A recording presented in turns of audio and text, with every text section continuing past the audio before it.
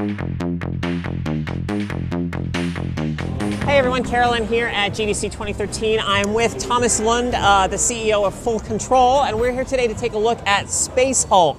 Now, before we get started, so around the GameSpot offices, if you say the word Space Hulk, some people get really excited, remembering like an old board game. Now, is this experience, does it have its roots in that board game?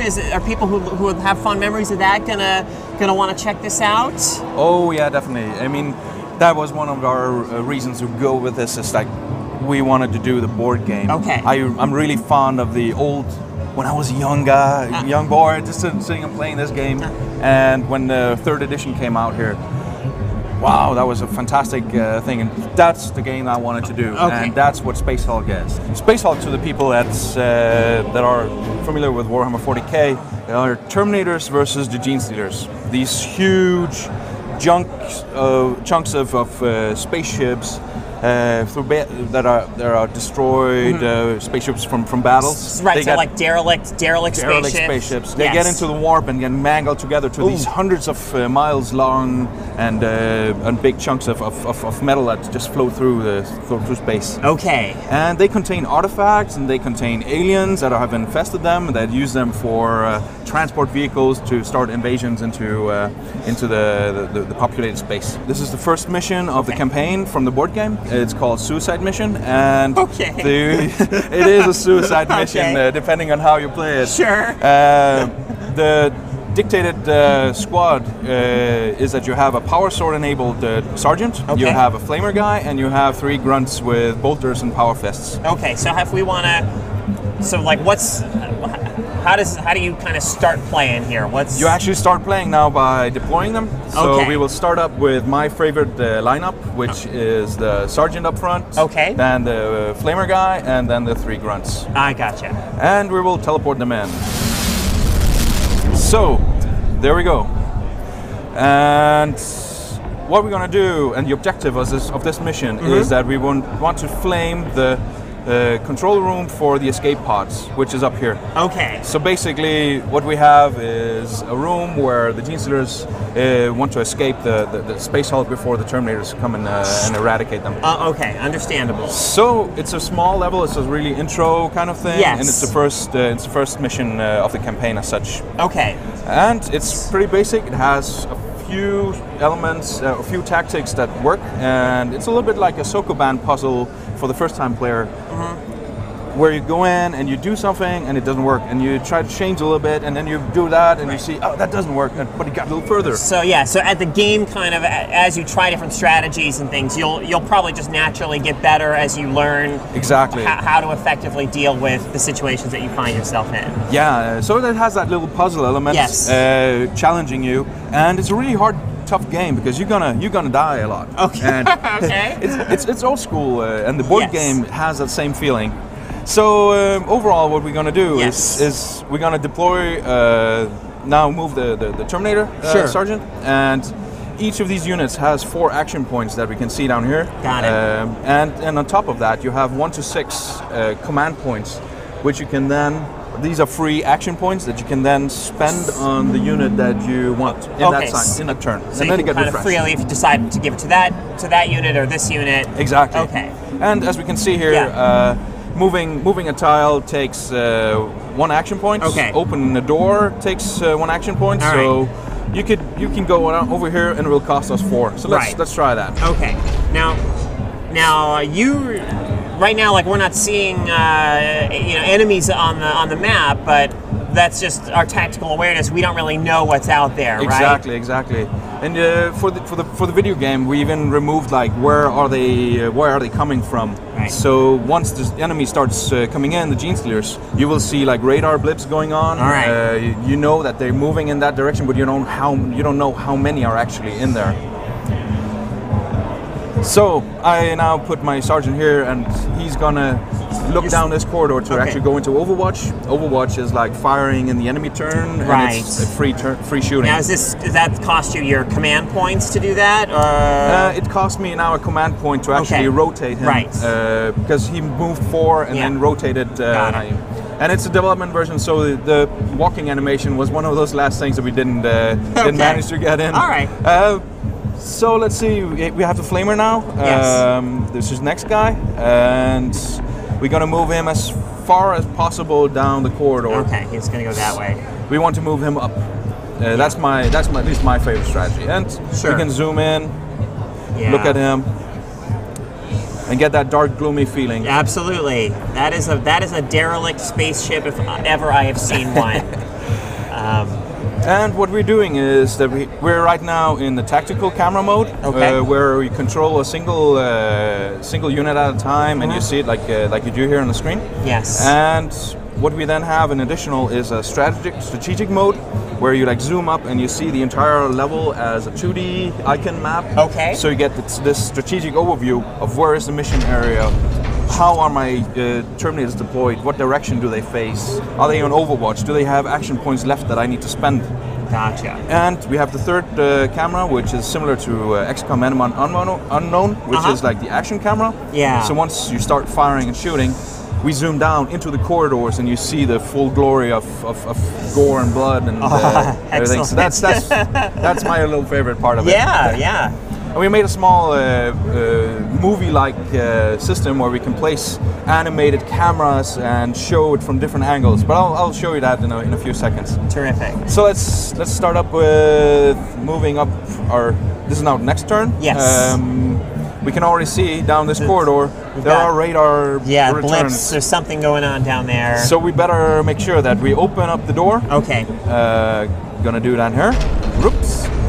And we put the sergeant into Overwatch. Okay.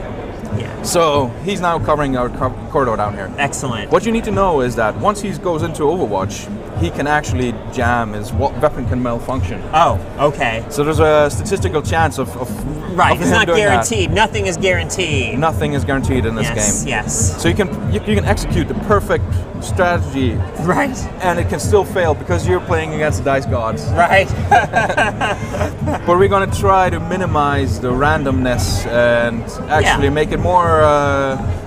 It's a little bit more controlled than just rolling dice. Because a lot of players hate that dice element. Right, and you want to feel like if you're implementing an effective strategy, that it's going to work for you. But it still has to be random. Exactly. There has to be that chance that someone on your crew is not gonna survive or what have you. Exactly. Otherwise, it would just be read the manual, find it on Google. What do you move that guy down here? Yeah, and it's going through the motions. Now, speaking of things, so. Do your squad members, are they kind of like persistent from mission to mission, or is it like a new group on each mission, or how does that work? Yeah, it's a new group for each mission. Okay. It's dictated by the board game that these are like veteran guys. Okay. Already. So they have their skills. They're pretty set. Okay. And understood. what we want to do is as we move further past this campaign, we're gonna add customization, so you can build your own, name your own, and you get like these bare bones Terminators that as you play you can unlock adornments and other things that we want to come up with as we go along. Okay. And add new chapters as well, because these are like the Blood Angels, right? And everybody has a favorite chapter, and we want to add these in like for real.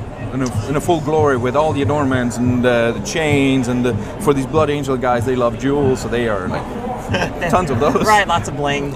Bling bling. These other bling bling guys. Yes. So in the game now, I select the flamer, and I'm gonna flame this intersection to block off the radar blips in that return. And that's also the first time we're gonna see the action camera down here. Okay. And we flame this corridor. Yes. This means now that the flames stay persistent for one turn. Okay. And nothing can. Yeah, they can try to move in there, but they probably won't. They probably won't. Right. The enemy AI is pretty smart. Sure. It really tries to pull a strategy and it wants to survive, and effectively take you out as much as you want to effectively take them out. And that's been one of the goals that we had. Gun jam. That's one of the goals we had when we developing this first mission, is that we want to get that same feeling as you're playing a human player. Sure. If the AI can play some of the same strategies that a human player would play against you and get that feeling, also of uncertainty, because there are different different strategies also for the Gene Stealer player. That's what we want to aim for, and we think that we got that right now. So that's really, really, really cool. Excellent. So board game players that are fans of the board game, they will immediately know that, okay, they're playing Suicide Mission. I can run my old strategies, old tactics, do this, do that, and they will get the same. Speaking of human players, will there be like multiplayer? Oh yeah. Okay. Yeah, we're gonna go the full Monty on this. We already have multiplayer in here in different forms. We have a hot seat, so two people can share the same device, be it a PC or be it a tablet. Okay. And they can pass and play. Great.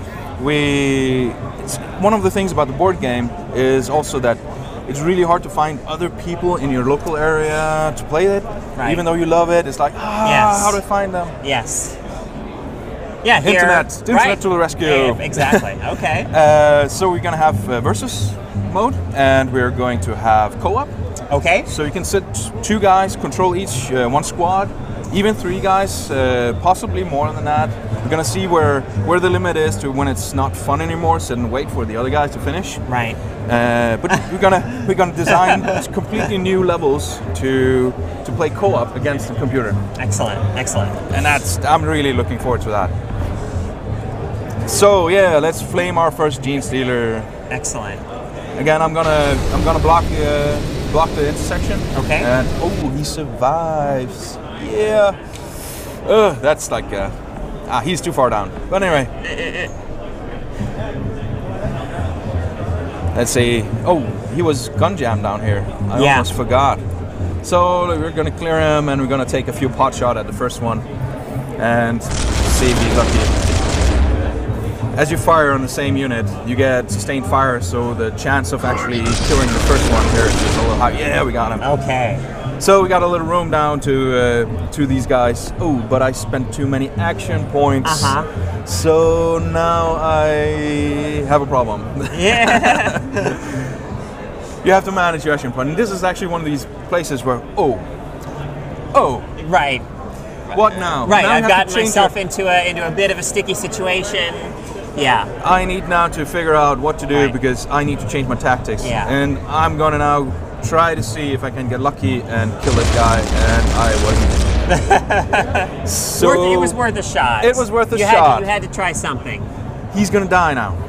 Yeah. It's almost certain. Let's see what happens. Dice. Well, it's called Suicide Mission for a reason. It's called Suicide Mission for a reason. Yes. There we go. Oh no. Oh well. Yeah. I still have some guys. Yeah.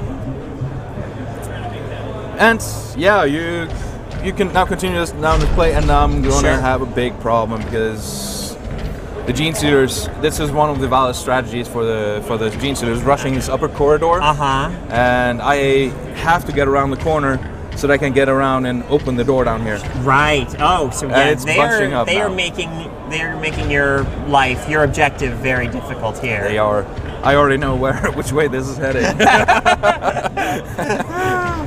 But it's kind of it's kind of cool to see things not work out though, because that's kind of the nature of the game. Is like that's the nature of the game. Sometimes that's going to happen, and as you said earlier, you play, you learn, you kind of learn new strategies, try new things. Yep. People both like veteran, fans of the board game, and those who want to experience Space Hulk for the first time.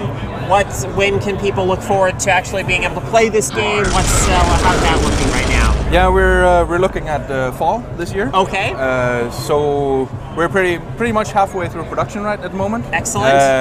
And as we polish up this level to a complete vertical slice, we're simply then going to add all these 11 other missions onto it. Terrific. And we're then going to filter everything back into the level editor so that we can hopefully ship that as well on launch day. Fantastic. Otherwise, we're going to ship it afterwards. Right.